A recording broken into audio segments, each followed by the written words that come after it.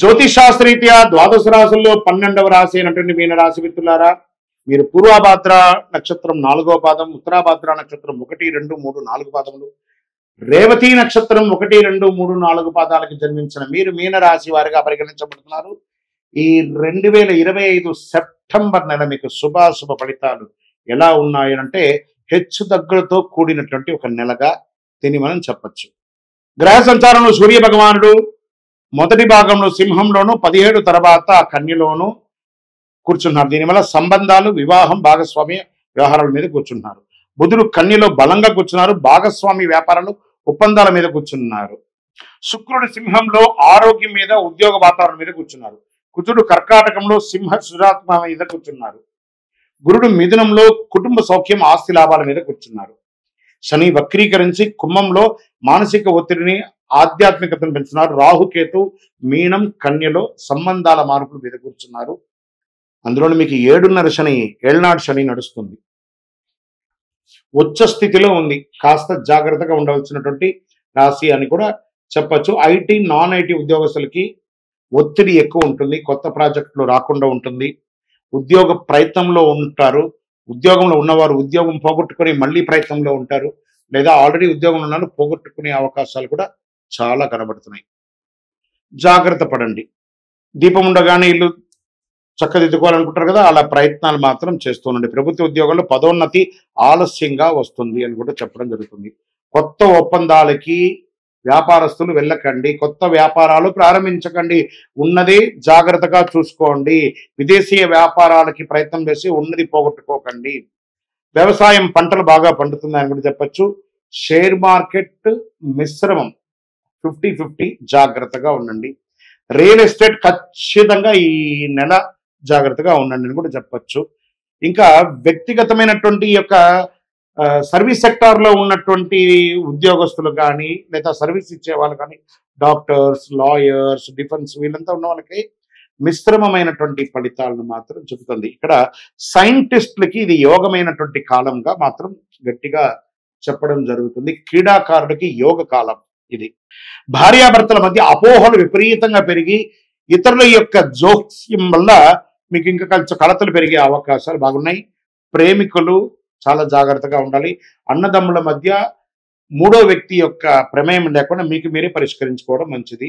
స్త్రీలకు కుటుంబంలోనూ సమాజంలోనూ కాస్త స్ట్రెస్ పెరుగుతుందని కూడా చెప్పవచ్చు. విద్యార్థులు పోటీ పరీక్షల్లో చాలా కష్టపడి విజయం సాధిస్తారు. కళా, సంగీతం, లా రంగం వారికి చాలా బాగుంటుందని కూడా చెప్పచ్చు. మీడియా రంగం వారికి, సినిమా రంగం వారికి కాస్త ఊరటాన్ని కూడా చెప్పచ్చు. తల్లిదండ్రుల ఆరోగ్యం పట్ల చాలా జాగ్రత్త వహించాలి. మానసిక ఒత్తిడి కాస్త పెరిగే అవకాశాలున్నాయి. జీర్ణ సమస్యలు కాస్త జాగ్రత్త పడాలి.